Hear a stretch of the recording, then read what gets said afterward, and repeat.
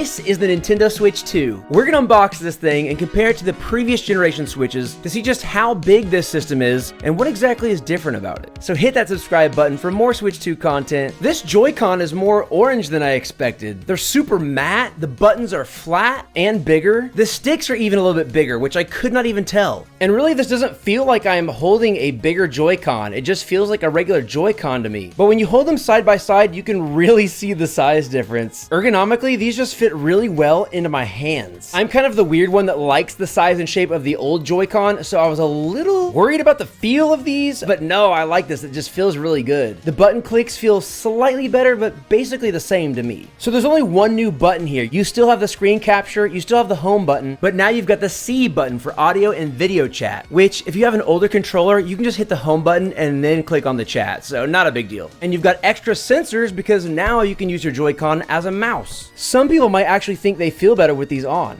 Oof, I really like these, and I already want different colors. Everything about it just seems bigger, better, more pro, more serious. Refined might be a pretty good word. The bottom rounds up to a sharper edge. It doesn't hurt your hand, but it just feels better. And look at this. Look at under the sticks. Two things. It has a little guard to keep dust and debris from falling in. That's not on the original Joy-Con. And then there's actually a little cover connected to the stick itself. So they're doing things to try and prevent drift, and I'm here for it. So this is weird. There's actually something inside the packaging, but hopefully it comes right out. Now let's take a look at this dock. It's a more rounded design than the previous docks. Bigger as well because, well, it's a bigger system. And the back pops off like the OLED Switch. The difference is this time we have some cooling so we can push the system to its limits and get some better performance in docked mode. And no, the old Switches don't fit. You'll also notice that the packaging is even smaller than the previous generation. And now the moment I've all been waiting for.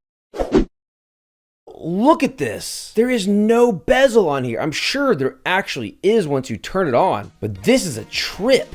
You've got air intake at the bottom, USB-C port, vents at the top, another USB-C port, which is awesome for multiple reasons, but just for the fact that you can charge wherever you want whenever you're playing it handheld. And there's your cartridge slot, which takes Switch 1 and Switch 2 games. And before we check out this weird looking kickstand, oh baby, the power I hold in my hands. So these magnets are really no problem at all. There's no risk. It just pulls it in and locks it. You have to press that button on the back to pull them off. It is kind of weird. I never had a problem with the guardrails. I guess it's just their idea of how to improve it. I think it's gonna take some getting used to. You know, I kind of like the accuracy of the guardrails. This, I kind of don't know where I'm going, but I think it's just a matter of just getting used to it probably. This thing is lightweight. I would not have minded if they had made it a little bit thicker and give me better battery life. I will say that is one thing. The other Switches have better battery life. Yes, you can see slight gaps between the Joy-Con and the system, but the controllers seem to have a little less wobble compared to the previous models. Never was a problem for me, but worth noting. And here's a size comparison. You really can't tell when you hold this thing how huge it is because it's so light and it's so ergonomic.